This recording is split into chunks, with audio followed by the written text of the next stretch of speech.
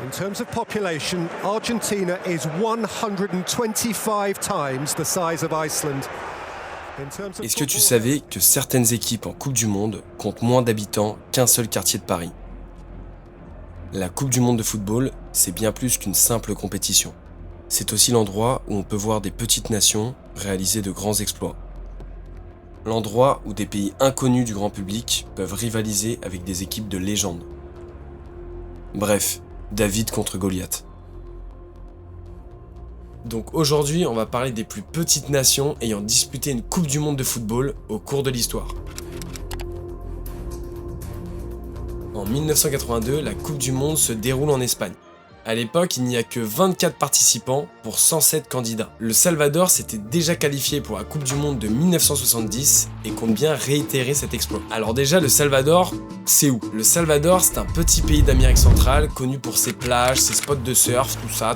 Sur les 196 pays du monde, c'est le 147e plus petit. Et donc, en 1982, après un beau parcours en qualification, le Salvador obtient son billet pour la Coupe du Monde. L'équipe salvadorienne affrontera la Belgique, l'Argentine et la Hongrie. Malheureusement, ça va pas très bien se passer pour le Salvador avec 3 défaites en 3 matchs. Défaite 1-0 contre la Belgique, 2-0 contre l'Argentine et surtout la plus grosse défaite de l'histoire du mondial, 10-1 pour la Hongrie au dernier match.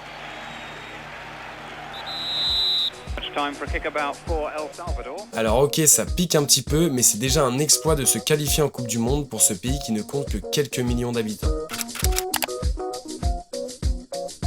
Trinité et Tobago est un archipel des Caraïbes qui se situe juste en face du Venezuela. Le total de toutes les îles de cet archipel, ça fait environ la superficie d'un département français comme la Meurthe-et-Moselle.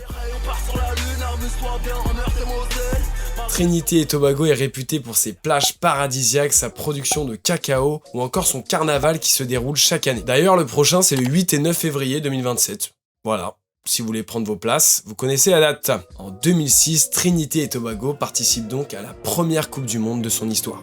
Après un excellent parcours en qualification, avec notamment une victoire contre le Mexique, les joueurs trinidadiens accèdent à la plus prestigieuse des compétitions de football. Trinité et Tobago se retrouvent donc dans le groupe B de ce mondial 2006, un groupe composé de l'Angleterre, de la Suède, mais aussi de nos meilleurs amis, les Paraguayens, yes, on les adore. Durant cette Coupe du Monde, Trinité et Tobago posera beaucoup de problèmes à ses adversaires. L'Angleterre de David Beckham mettra plus de 80 minutes avant de trouver la faille. Malheureusement, l'équipe de Trinité et Tobago est éliminée dès la phase de groupe, mais arrachera tout de même son premier point en Coupe du Monde en faisant match nul 0-0 contre la Suède de Zlatan Ibrahimović.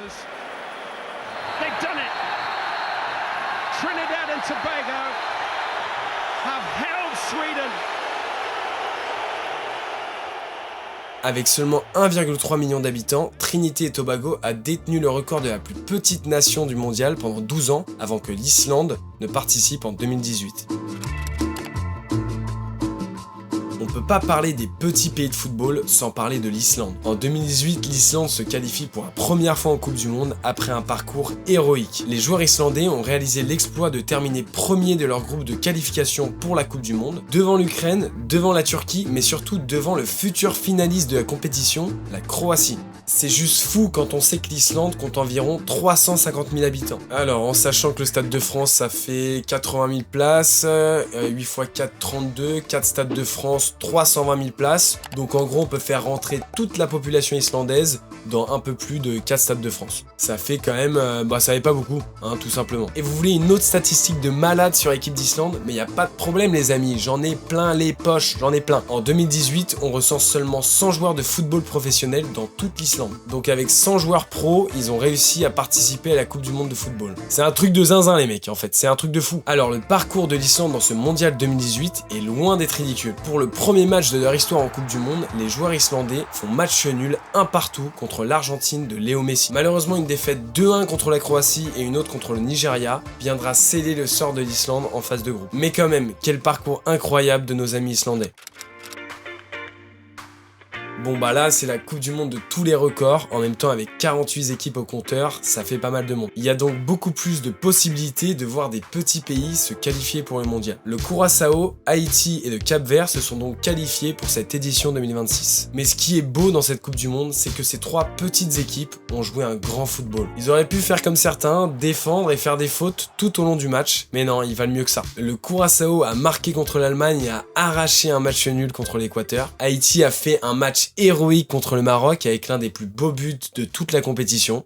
Et vidéo, je vous ai cité des petites équipes qui se sont qualifiées en Coupe du Monde, mais qui sont pas forcément allées très loin dans le tournoi. Mais détrompez-vous les amis, il y a aussi des petits pays qui ont fait des très beaux parcours dans le mondial. Je pense notamment au parcours du Costa Rica en 2014, qui est allé jusqu'en quart de finale, ou encore de la Norvège qui s'est qualifiée en 8e en 1998, après avoir battu le Brésil 2-1. Tu peux être considéré comme un petit pays, mais devenir une grande nation du football grâce à la Coupe du Monde. Bref, profitez bien de ce mondial, des petites comme des grandes équipes. Moi je vous dis à très bientôt les amis, d'ici là, likez la vidéo, partagez-la, abonnez-vous à la chaîne, faites ce que vous voulez, mais surtout prenez soin de vous. Ciao.